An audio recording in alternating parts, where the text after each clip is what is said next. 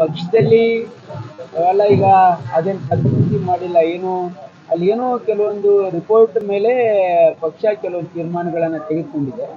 ಹಾಗಾಗಿ ಅದೇನು ಇನ್ನೂ ಕುಲಂಕುಷವಾಗಿ ಇನ್ನೂ ರಿಪೋರ್ಟ್ ಬಂದಿಲ್ಲ. ಅದ್ರ ಬಗ್ಗೆ ಡಿಟೇಲ್ಡ್ ರಿಪೋರ್ಟ್ ಬಂದ ಮೇಲೆ ಪಕ್ಷ ಏನು ತೀರ್ಮಾನ ತಗೊಳ್ತಿದೆ ಜಮೀರ್ ಅಹಮದ್ ಅವರ ಹೆಸರು ಕೂಡ ಕೇಳಿಬರ್ತಾ ಇದೆ. ಅದ್ರ ಬಗ್ಗೆ ಮಾಹಿತಿ ಇಲ್ಲದೆ ಇರೋ ಬಗ್ಗೆ ಸರ್ ಅಲ್ಲ ಜಮೀರ್ ಅವರು ಹೇಳಿದ್ದಾರೆ ಸರ್ ನೆಕ್ಸ್ಟ್ ಟಾರ್ಗೆಟ್ ನಾನೇ ಅಂತ ಅವರು ಹೇಳಿದ್ದಾರೆ. ನನಗೆ ಗೊತ್ತಿಲ್ಲ. ಯಾಕಂದ್ರೆ ಇಡೀ ಇಲ್ಲಿ ಯಾರು ಪಕ್ಷ ಯಾರನ್ನ ಟಾರ್ಗೆಟ್ ಮಾಡೋ ಅವಶ್ಯಕತೆ ಇಲ್ಲ ಅಂತ ನನ್ನ ಭಾವನೆ.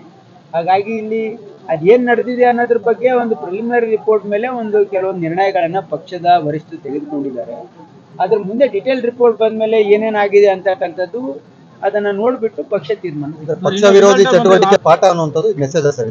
ನನಗೆ ಅದ್ರ ಬಗ್ಗೆ ಮಾಹಿತಿ I am not appropriate person to answer that question. ರಾಜ್ಯ ಕಾಂಗ್ರೆಸ್ ನಲ್ಲಿ ಅಧಿಕಾರ 100% ನಾನು ದಾವಣಗೆರೆಯಲ್ಲಿ ಒಂದು ವಾರ ಇದ್ದೆ. 100% ದಾವಣಗೆರೆನೂ ಬೇಕು.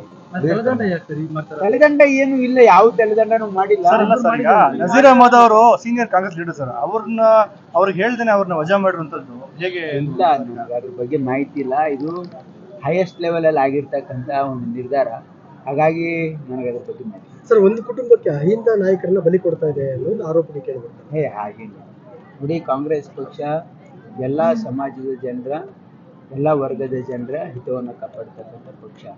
ನಿಜವಾಗಿರ್ತಕ್ಕಂಥ ಏನಾದರೂ ಸಾಮಾಜಿಕ ನ್ಯಾಯ ಯಾವುದಾದ್ರೂ ಪಕ್ಷದಲ್ಲಿದ್ದರೆ ಅದು ಕಾಂಗ್ರೆಸ್ ಪಕ್ಷ, ನಿಮ್ಮೆಲ್ರಿಗೂ ಗೊತ್ತಿದೆ.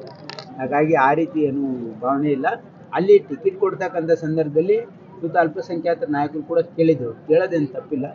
ಆದರೆ ಕಾಂಗ್ರೆಸ್ನಲ್ಲಿ ಒಂದು ಪದ್ಧತಿ ಏನಿದೆ ಅಂತಂದರೆ, ಯಾರ ಮನೆಯಲ್ಲಿ ಸಾವಾಗ್ತದೆ ಅವರಿಗೆ ಟಿಕೆಟ್ ಕೊಡ್ತಕ್ಕಂಥದ್ದು ಕಾಂಗ್ರೆಸ್ನಲ್ಲಿ ವಾಡಿಕೆ ಇದೆ.